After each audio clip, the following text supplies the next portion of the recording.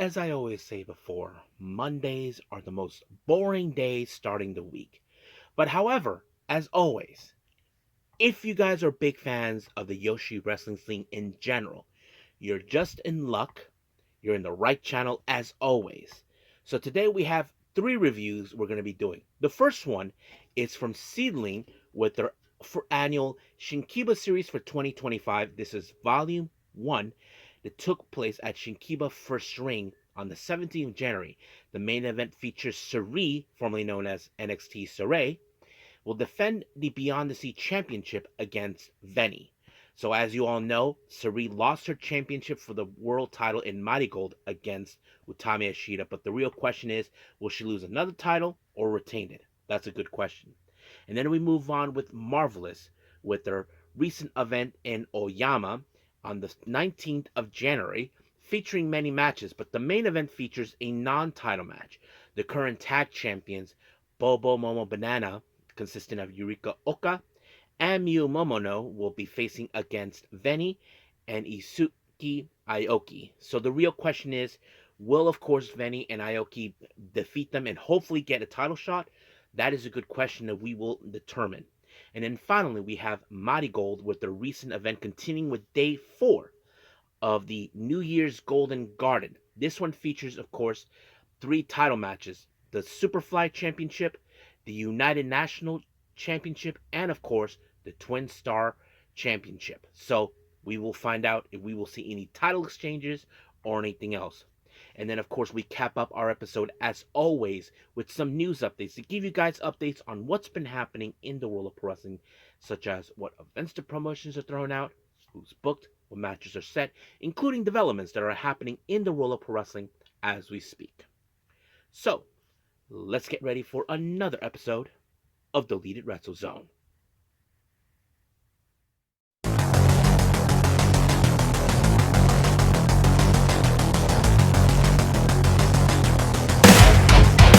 Are you ready?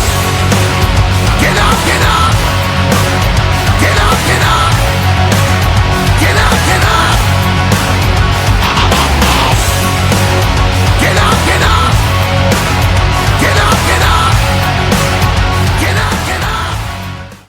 Hey everyone, welcome to Deleted Wrestle Zone, all things that is pro wrestling with AEW, NXT, New Japan Pro Wrestling, TNA, the National Wrestling Alliance, various promotions, wrestlers, matches, and championships.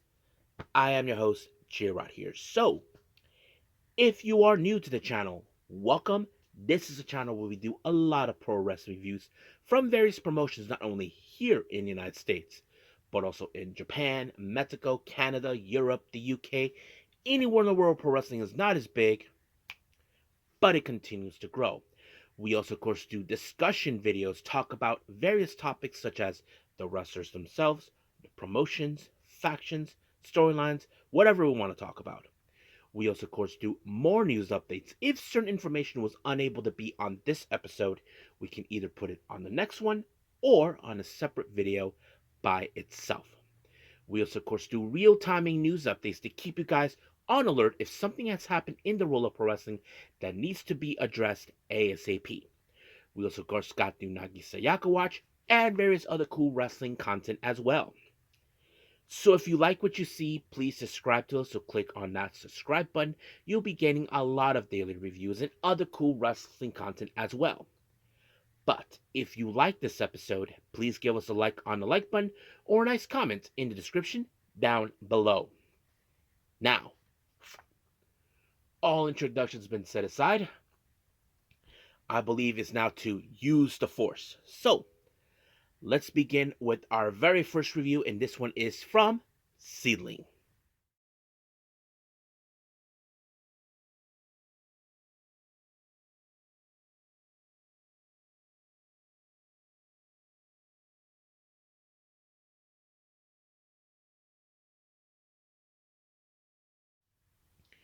Alrighty then, so let's begin with our first review, and this one is from SEAdLINNNG, and this is the Shin-Kiba Series 2025 Volume 1.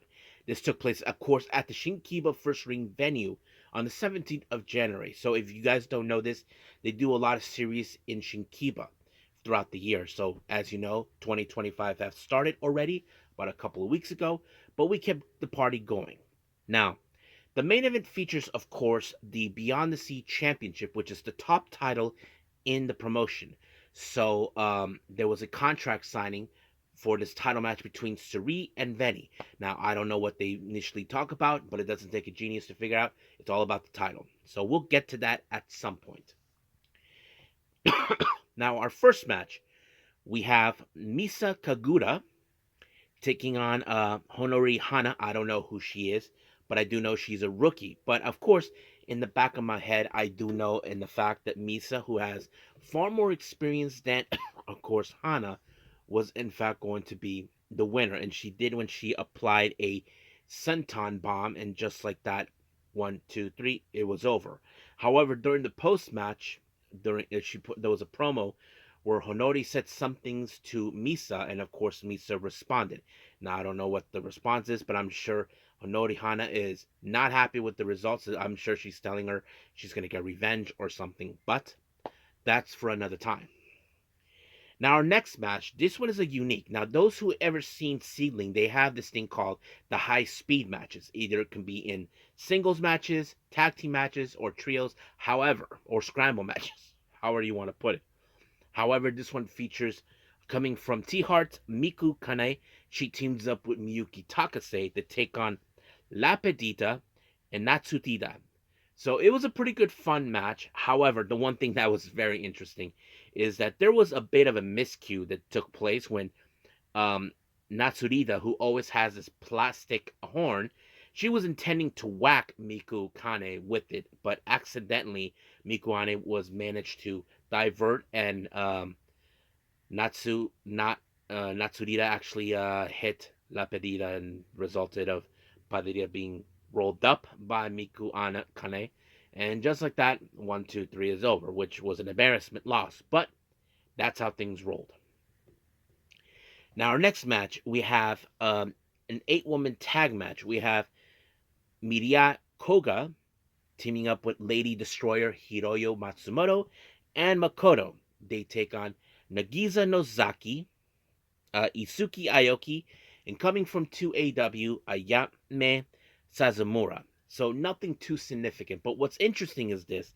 We know that Makoto and Nagisa Nozaki have teamed up for a long time, for a while, since last year, teaming with with Mayuhiki Veny, and well, of course, Mayu Yukiya is currently out because of a surgery. But it was interesting that they were opposites. But this match ended when, of course, Ayame applied a double foot stomp onto Koga, and just like that, 1, 2, 3, it was over. Now for our main event. It features the Beyond the Sea Championship. Our challenger, Veny, versus Sareee. So now you all know, for if those who know Veny very well, she's a bit of an aggressive wrestler. She would do whatever it takes to pick up a win. That means even if she has to take the fight outside the ring in order to get what she wants, Sareee has to do the same thing. But she also is a hard hitter. For Sareee, she has been trained to a full extent. But however, this match ended with Veny applying a tiger suplex, and then just like that, 1, 2, 3, brand new Beyond the Sea champion. So that means Sareee has lost 2 belts under a month. So that's really disappointing. We don't know what Saree's next step. We know she is going to concentrate on something else, and I'll get to that in our news updates very soon. Now, for the post match, we did see, of course, a promo with Veny. She called in Nagisa Nozaki and Makoto to join the party. So basically, that's how the whole thing rolls up. So I don't know what's going to happen in the next SEAdLINNNG event. I don't know when I'll be the scene again, but hopefully we'll do it soon more. And if you guys are big fans of SEAdLINNNG, you guys are on the right channel. But right now, let's move on with our next review, and this is from Marvelous.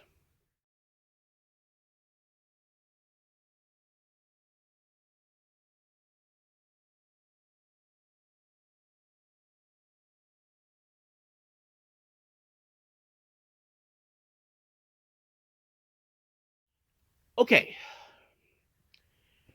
Marvelous. This took place in Oyama on the 19th of January. They have, of course, the usual entrance ceremony, or I like to call it the roll call, with everybody who was participating, except for Leo Izaka, who was present, but not involved in any matches. I don't know what he was saying, but it was very. I'm sure he gave the fans the lowdown and info on the how to enjoy the show, that sort of thing. But we'll get to that. Well, that's pretty much what I think. But however, let's get to the matches. I'm sure everybody wants to see it. Our first match, we have the rookies themselves facing off each other. Finally, we have Sora Ayame versus Senka Akatsuki. Now, of course, you probably would think, much like we've seen with the Young Lions in New Japan, we often see, of course, most of the time, like majority of the time, all matches end in time limit draws. And that's always one of the key things we've always noticed when it comes to rookies. But there are the rare occasions that one of them would win. I wasn't too sure how that would roll, but however, I saw determination on both these ladies that they were attempting to pick up their first win.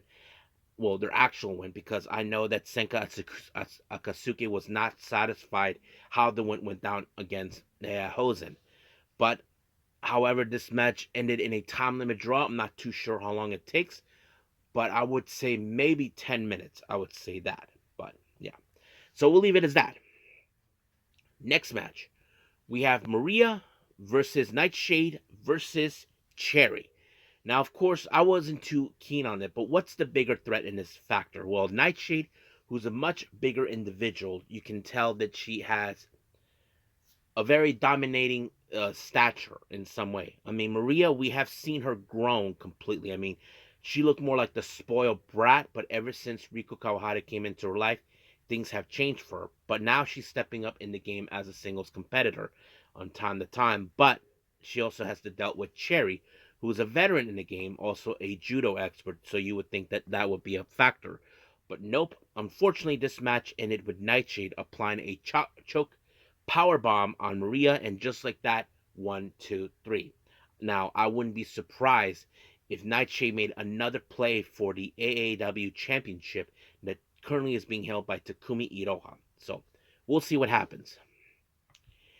Now, our next match, we have tag team action. We have, of course, Houzan teaming up with Riko Kawahata, taking on Shikayo Nagashima, and of course, the current AAW champion, Takumi Iroha. Now, however, it was a very unusual tag team match because we know that Houzan will challenge Meiko Kawahata later on.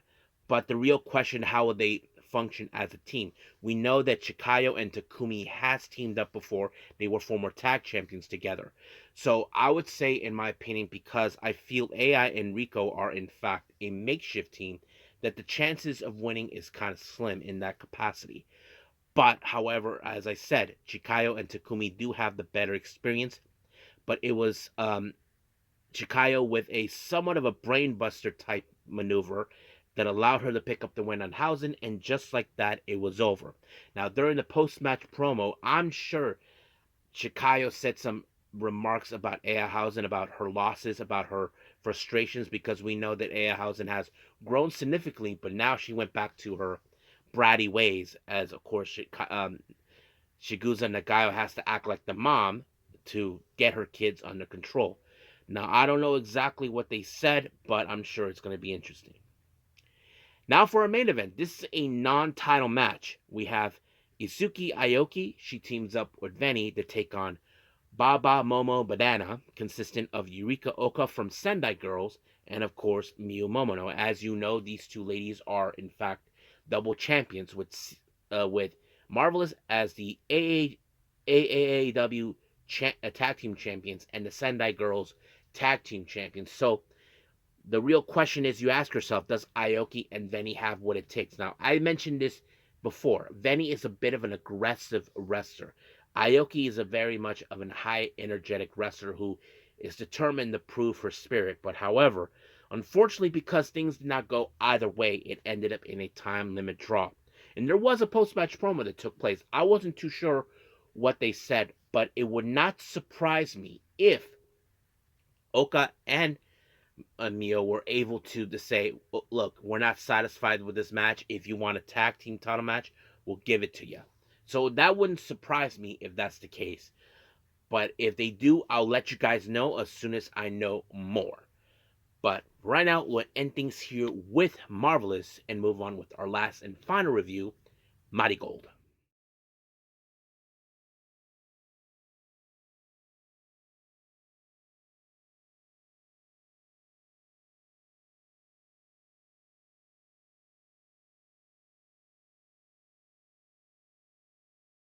Okay, our last review, Marigold with New Year's Golden Garden 2025. Now, this took place in Korakuen Hall, recently on the 19th, and this is day 4 of that event. So let's begin with our first match. Our first match features Chiaki versus Ryoko Sakimura. Now, of course, in this match, you would think in some capacity Chiaki would definitely try to cheat her way through. That's always been her game ever since arriving to Mighty Gold. But however, she didn't do that often.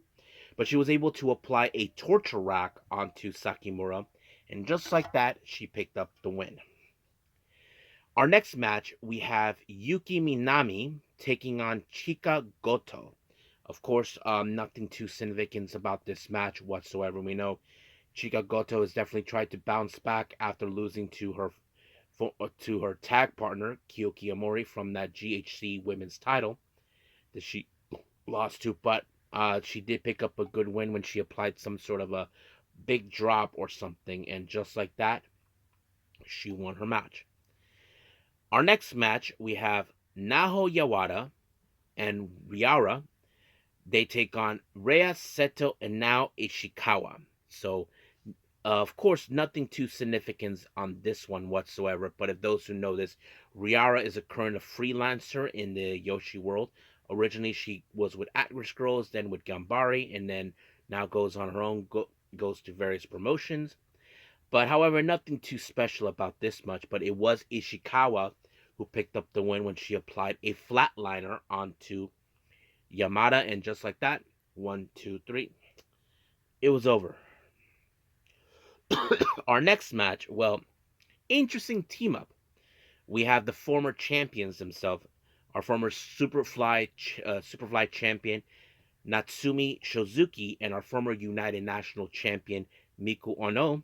They take on Misa Matsui and Mirai, which is very interesting because we know that Misa had a bit of a rivalry with Shozuki for the Superfly, Mirai her rivalry towards Miku Ono for the United National title. So that's always been one of those things that was interesting. But the real question we ask ourselves now that, of course, Shozuki and Ano actually lost their titles, where did they go from here? I mean, we know that some can try to level up their next step, but however, what did that lead for their opponents, for Misa Matsui and Mirai? I don't know. But however, I like how Misa Matsui was able to pick up a good win. But however, she was trying to apply a move kind of like a similar to Code Red, but she botched it the first time, so she tried it again, and this time she pulled it, and just like that, she went. However, this could lead to a very interesting question that I'll get to that later. Now, our next match is a bit of a non-title match. As you all know, Utami Ayashida defended the Mighty Gold World title against Tank. Well, Megaton actually challenged her, but in a non-title match. Of course, there will be some moments that we were going to see, things happening in this match, but of course, Utami Ashida was going to win. She did that, and I don't know. Just like that, it was over. Excuse me. Now, our next match, we have the Marigold Superfly Championship on the line. Victoria Yuzuki makes her first defense against Yuki Mashiro, formerly of Ice Ribbon. As you all know, I mentioned this before, Yuki Mashiro is no longer with Ice Ribbon. She now switched to Freelancer.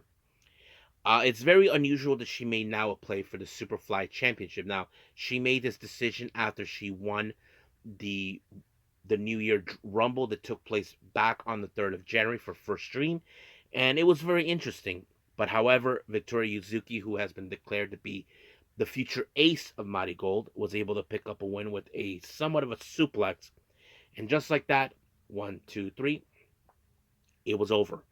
However, Yuzuki actually did put out a promo. I don't know what she said, But however, Mita Matsui appeared. Now, it doesn't take a genius why she's there. Now, we know that she has aimed for the Superfly Championship before. She lost it twice, one to become the inaugural champion and one when she faced Shozuki. And now that she beat Shozuki in a tag match, in a way she does have the right to challenge for this belt. And then of course she took out Yuzuki to send a direct message.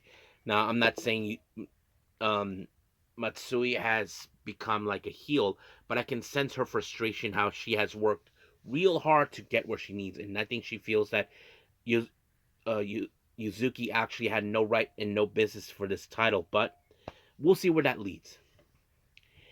Now, speaking of making their first defenses, we do have, of course, Mai Sakurai making her first title defense as the Marigold United National Championship, taking on Nagisa Nozaki. Now, those who know this or not, ever since Nagisa Nozaki first arrived, if you guys remember, this dates back when Marigold first appeared. They made their appearance at a Noah event, and Nagisa was there. And of course, Julia, Mai Sakurai, Utami, and Mirai were there.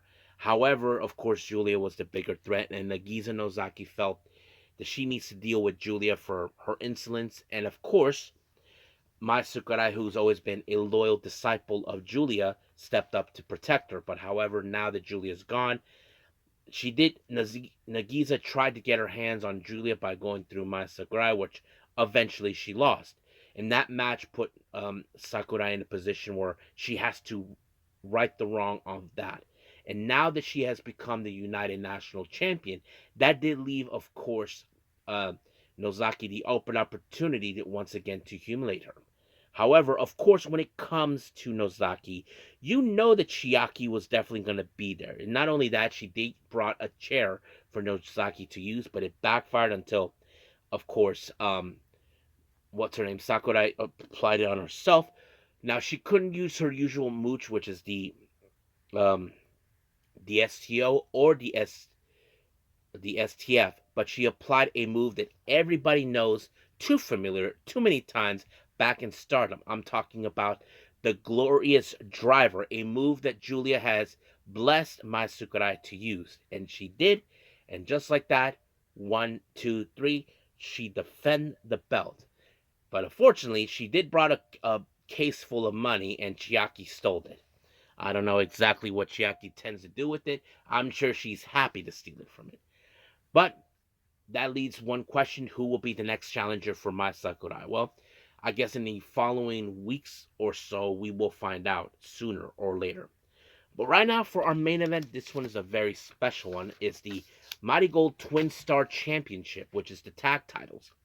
Our challengers, we have the rookie Seri Yamaoka and Nanae Takahashi. Passion! That's right, they take on Tank and Bozilla. Now, however, when it comes to Tank and Bozilla, how the hell do you defeat two behemoths? I mean, it's very hard, and I mean, I wouldn't be surprised. However, we did see Megaton also try to help, as always, we saw that. And then there was a bit of a miscue of course a spear done on Bozilla to Tank, but this led for Yamaoka to apply a German suplex on Tank, and just like that, 1, 2, 3, brand new tag champions. That's right. So basically, of course, Sareee Yamaoka actually got her first championship title as a rookie, teaming up with a vet.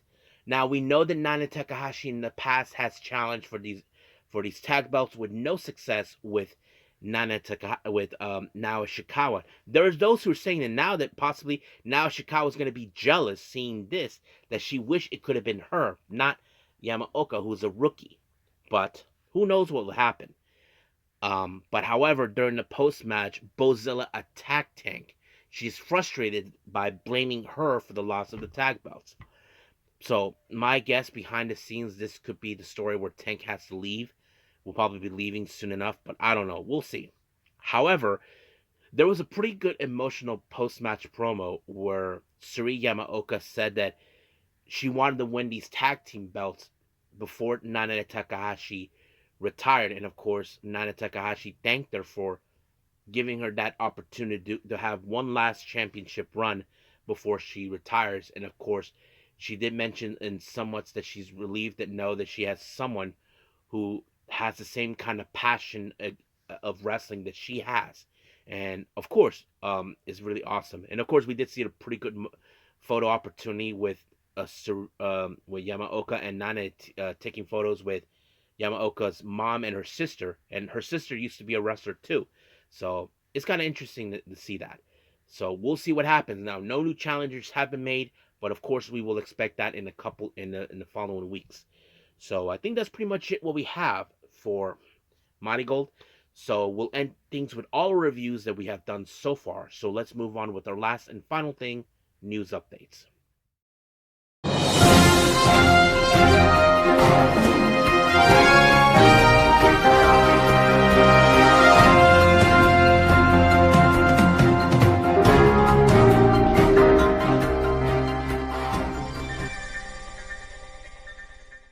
Okay, so welcome to our news update. So let's begin as always with the upcoming events with the promotions. Now, as you know, I follow this promotion in Japan called P.P.P Tokyo. There's some updates made by them recently. Now, there is going to be an upcoming event on February 6th in Shinjuku. This one called Treasure Party, and this will take place on that very day. Four matches have been announced. We have Zones taking on Ichika um, Miyagawa. Then we have a six-man tag match. Shota, Hagane Shino, and Makoto Oshii taking on Yuki Kanzaki, Yukimitsu Takahashi, and Takahiro Katori. And then we have a tag match. We have Kentaro Hashizu, Masato Tanaka versus the Astronauts, Fuminori Abe, Takuya Nomori. And then finally, we have an intergender tag match. We have Matomi Kabuto teaming up with Marika Kobashi. They take on Surumi Natsu and Koji Tomato. So that's pretty much it for that particular event. However, they did mention something interesting involving on that day on February 6th. Now, those who know this, certain promotions do not have championships, and P.P.P Tokyo is one of those promotions. And this time they just announced they will have a championship called Emperor of Party. And there's going to be a tournament that would go out each month, starting on the 6th of February in Shinjuku Face. And then, of course, it'll go to the uh, third on the 8th of March in Amistad Kawasaki, which is the home venue where Diana does the Yoshi promotion. Diana do their events, and then they do it again back in that same location, Amistad Kawasaki, on the 12th of April, and then finally back in Shinjuku Face on the 13th of May. And they have the participants involved in this tournament to determine to become the first champion.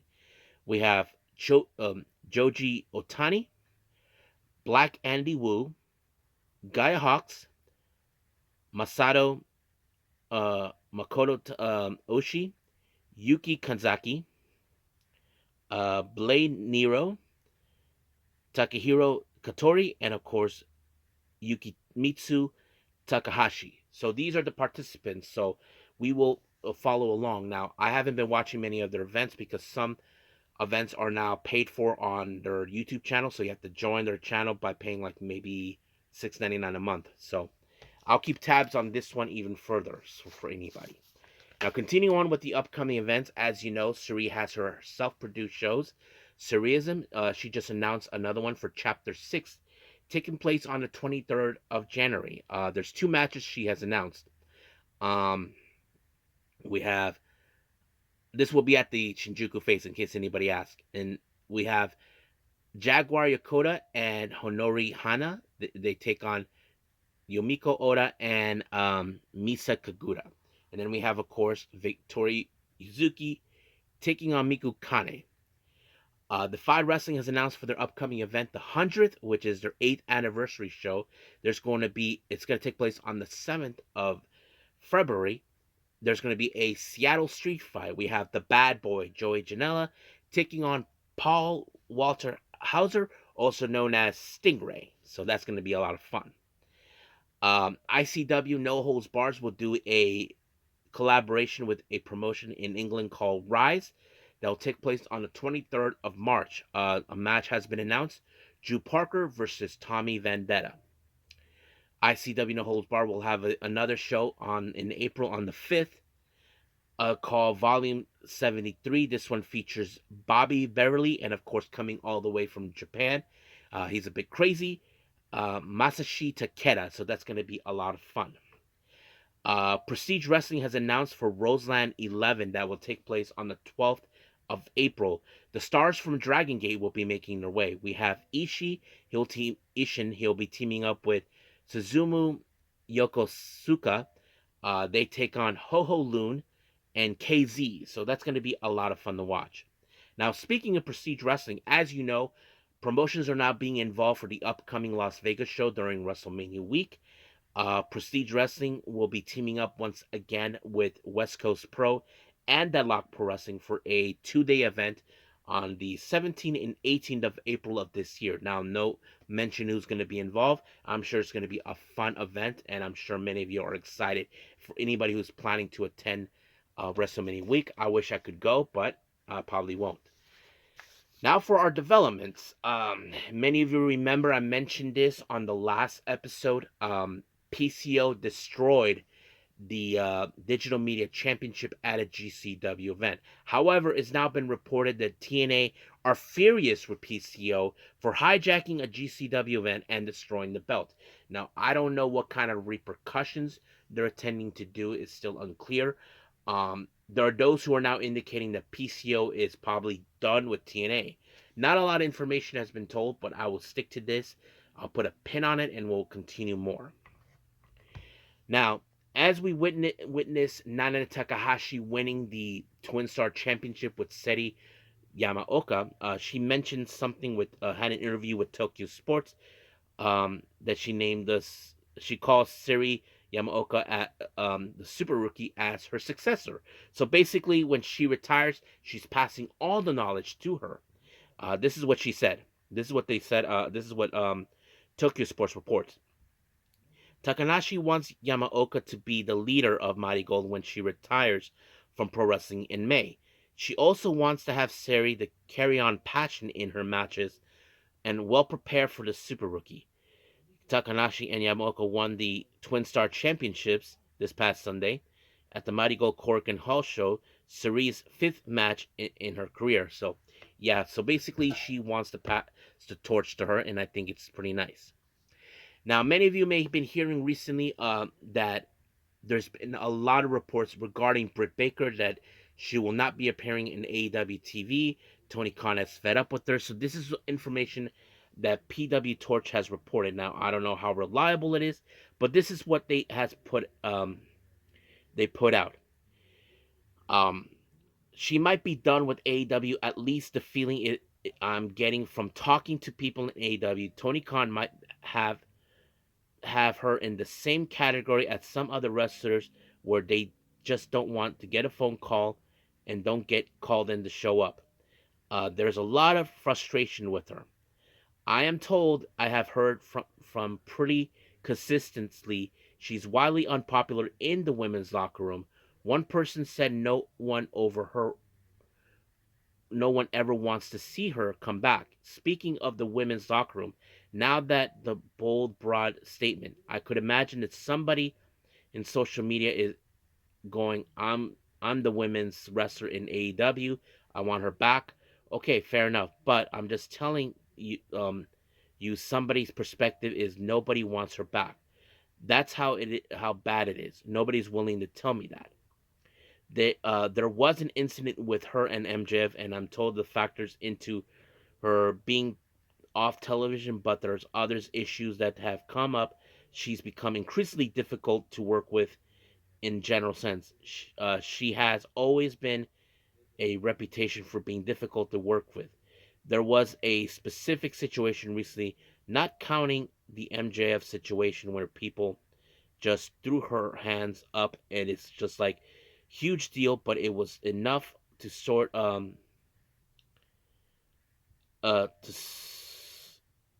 sort of be the straw broken the camel's back in terms of just feeling, you know what, we've got the strong women's division now compared when she was on top. We don't need to deal with her, and if she's going to be this difficult to work with, that's where they are with her. I'm told that Adam Cole situation is not stopping her, stopping her. There should be no heat on Adam Cole. He has nothing to do with her being on TV. Obviously, she has some standout moments in AEW and became a star when and was seen as a centerpiece act. But even back then, I hear about her reputation being unpopular in center circles and difficult to work with, being fiercely territorial of her role in the company in a way that she was unsuitable. And from what I'm hearing, at least the attitude right now at the moment, the belief is Tony Khan is fed up enough that he's gonna focus his TV time on others. I don't know what that means terms on her pay and contract. It is possible eventually things will change. At this point, in asking around, you should expect to see her back intimately. Wade Keller from PW Torch. So yeah, looks like things are not going a little strange right now with Britt Baker. I'm sure many people probably say maybe she'll jump the ship to WWE. I don't know, but I know one person will try and make that claim that it will happen. That will be none other than Conan, but we haven't heard anything yet. But luckily, we do know that Adam Cole is not involved in this matter. But it's good that he's staying out. So we'll see where that leads. Now, Sareee made an interview with a Japanese magazine called Number Premiere. She mentioned about her upcoming match against Meiko Satomura, and this is what she said: by defeating Meiko Satomura, um, the Evil Queen, and return to the roots, I want to bring back the fighting in women's wrestling. So basically, she feels that if she defeats her, she'll bring back the fighting in women's wrestling. So we'll see what happens. So I'm looking forward to see Meiko Satomura's upcoming matches before she retires in April. So I think that's pretty much it what we have now for our news updates and everything else. So I say let's just call it a day. Well, I hope everybody enjoys this episode. Coming up, I haven't decided yet. I know we have NXT on the top of the list. There are still some events I'm kind of backed up right now. There's Tokyo Pro Wrestling, All Japan, and Noah. I probably will catch up with those sooner or later. I hope everybody saw the recent special announcement. As you know, I'm going to be out of town this coming weekend. I'm determined to do the videos, but I will probably not upload them until my return from the trip. I'll keep them separate so that way everybody knows what's going on. I will give you guys brief updates. So if you guys see me post something on YouTube, either on the community section or on the video, we'll see how that rolls up. So keep an eye on those. But as of right now, we'll leave things as it is. And I'll say this, and I will see you guys in the next DWZ time. Same DWZ channel. I must bid all of you adieu. So, goodbye. Mwah, and have a nice day. Bang.